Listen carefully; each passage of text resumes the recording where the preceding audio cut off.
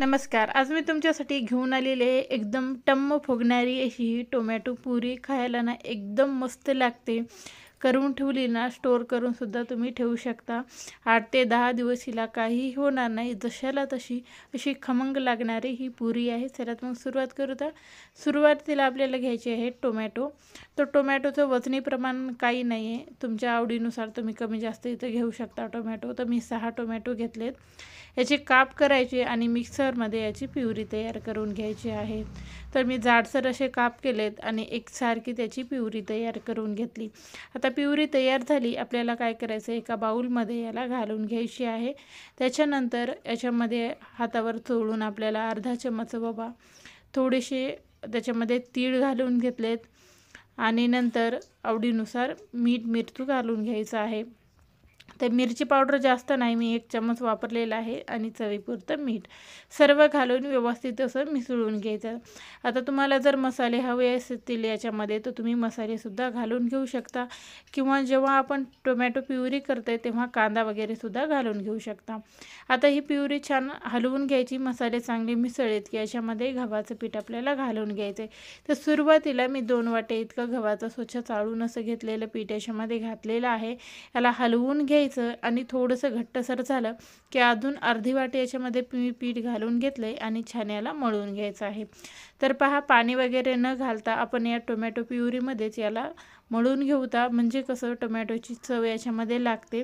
आणि खूप असे पिकलेले टमाटे घ्यायचे नाहीत, म्हणजे कसं खूप आंबट अशी होते. त्याच्यामुळं थोडीशी मी जे लांबट आकाराचे असतात ना तसे घेतलेले, थोडेसे रगमध्ये घेतले. तर छान घट्टसर असं पीठ मळायचं आणि बाजूला ठेवायचं.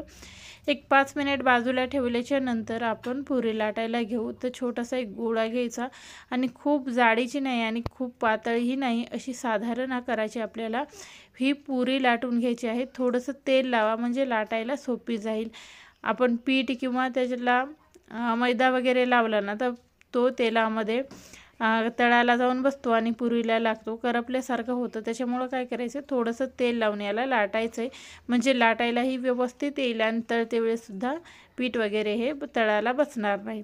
तर पहा, या पद्धतीचे लहान मोठ्या तुम्हाला जशा आवडतील त्या आकाराच्या तुम्ही याला पुऱ्या करून घ्यायच्या आहेत. तर साधारण सुरुवातीला आपण 5 ते 6 पुऱ्या करून घेतल्या.